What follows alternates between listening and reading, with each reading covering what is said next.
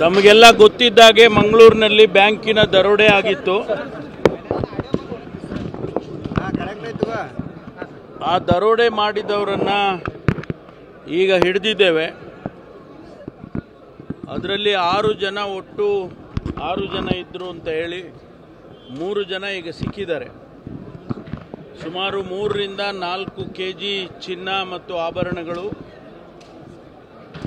ಜೊತೆಗೆ ಹಣ ಕ್ಯಾಶ್ ಎಲ್ಲವೂ ಸೇರಿ ಒಂದು ಅಂದಾಜು 4 ಕೋಟಿಗೂ ಹೆಚ್ಚು ಅಂತೇಳಿ ಈಗ ಹೇಳ್ತಿದ್ದಾರೆ. ಆ 4 ಕೋಟಿಗಳ ಅಷ್ಟು ಹಣ ಮತ್ತು ಬಂಗಾರ ಆಭರಣಗಳು ಅವೆಲ್ಲವನ್ನು ಕೂಡ ಈಗ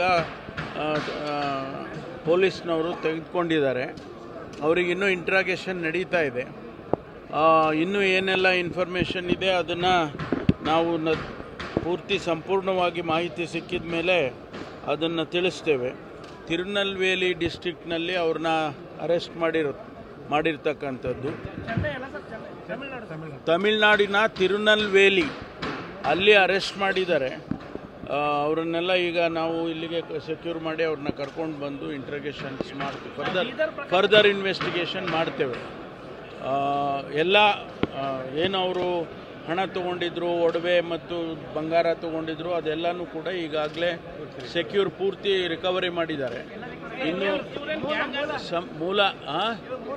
ಮೂಲ ತಮಿಳ್ನಾಡು, ಕೇರಳ, ಅದು 6 ಜನ ಇದ್ದಾರೆ, ಒಬ್ಬೊಬ್ಬರು ಒಂದೊಂದು ಕಡೆಯಿಂದ. ಅದು ಇನ್ನೂ ಕೂಡ ಪ್ರೊಸೆಸ್ ನಡೀತಾ ಇದೆ, ಇದು ಇಂಟ್ರಾಗೇಷನ್ ನಡೀತಾ ಇದೆ. ಅದರಿಂದ